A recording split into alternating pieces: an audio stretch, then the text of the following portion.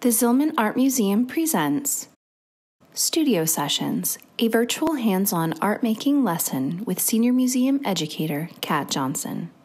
Hello and welcome. My name is Kat, and I'll be walking you through today's lesson of Studio Sessions, Printmaking with Potatoes. Through this process, we will use everyday household items to create a unique piece of art. We will begin with a brief history on relief printmaking and its techniques, go over the materials list, then work through the lesson step by step together to create unique prints. Feel free to pause the video at any time to prepare your materials, set up your workstation, or stretch your legs. So what do you say? Let's make some art. Printmaking is an artistic process of transferring an image to a matrix, which is then inked and printed onto another surface, usually paper or fabric. From intaglio to screen printing, lithography to woodcuts, there are several subsects of this medium. One of the most prominent printmaking techniques is that of relief printmaking. In this process, parts of the block, plate, or matrix are removed. The areas that are left untouched are then inked and printed to create an image. Included in the relief printmaking family are woodcuts, metal cuts, wood engravings, relief etchings, lino cuts, rubber stamps, foam printing, and potato printing. In each of these processes, the part of the print that is to remain white, or the tone of the printing paper, is carved away and removed, leaving the relief of the surface to be inked. This technique of creating dynamic images has been utilized for centuries and is a staple of contemporary art making. For an artist at any stage of their practice, printmaking is an easy and satisfying way of creating several unique, original works of art in a relatively short amount of time. For this lesson, you will need raw potatoes cut into thick slices. The larger the potato, the larger your block can be. If you cut the slices thick enough, you may be able to use both sides of the slice as a new block surface. A sharp knife or cutting implement to score and remove the negative from your potato print. Pencil and scratch paper to create your block designs. Paper clips to transfer your drawn design onto the potato block.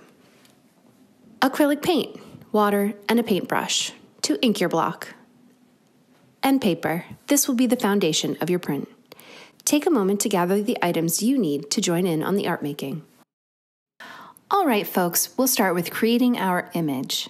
This step is optional, as you may choose to work directly on the potato piece without first planning out an image. But let's walk through this now should you choose to do it. I'll start by drawing out the design I want to carve onto the potato. I'm drawing my image out on this scrap paper. I will be doing a spring garden theme for my print, so I'm going to draw out shapes of two types of flowers, a stem, and a cloud. Once you have your drawings done, tear out the image from the rest of the page and place it right on top of the potato slice.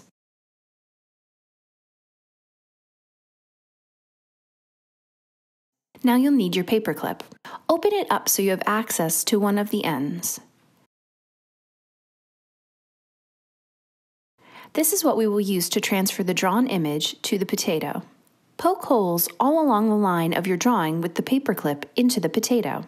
This will allow you to see what you'll need to cut and what you'll need to leave behind as you make your potato block. Remove the paper.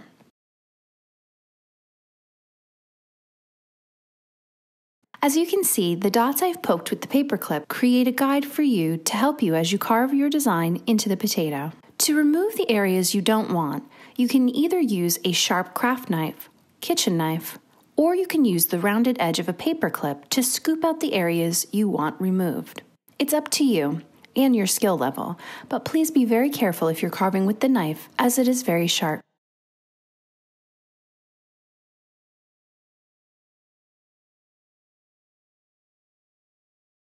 Once you've found your preferred method, carve your potato pieces. I find drawing off the potato as you work makes the carving easier.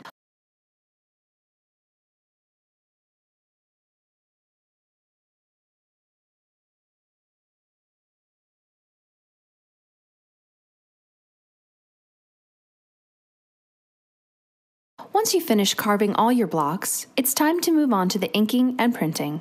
Set up your workstation with your paint, water, paintbrush, and paper. Printmaking can be wet and messy, so be sure to take care as you work and designate areas for the block, paint, etc.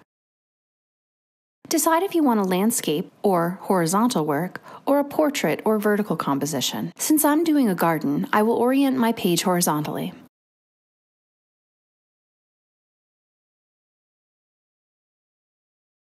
I'll begin with my cloud block. I want to start a layer of clouds that will be the background of the gardenscape. If you have created several blocks as I have, you'll want to take a moment to think about layering.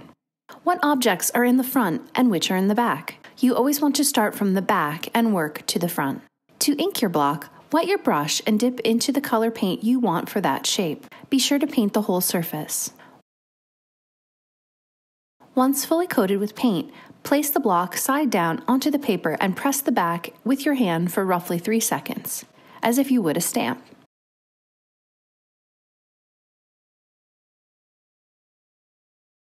It's as easy as that. Keep inking and printing this block until you're satisfied.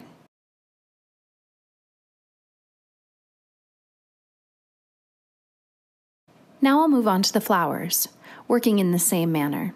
Be sure to wash your brush in between colors.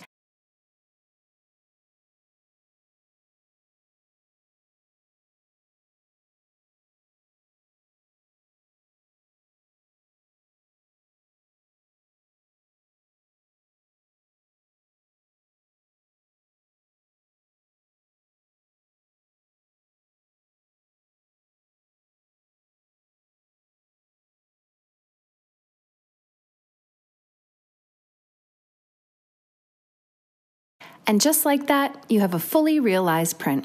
Allow your print to dry fully for at least an hour. Here's my finished print.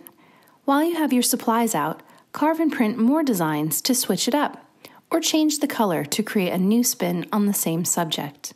Have fun and remember, sometimes it's a good idea to play with your food. For more information on all of the educational offerings at ZAM, please visit our website, zam.umaine.edu. Thank you for watching this video from the Zillman Art Museum, Maine's museum for modern and contemporary art.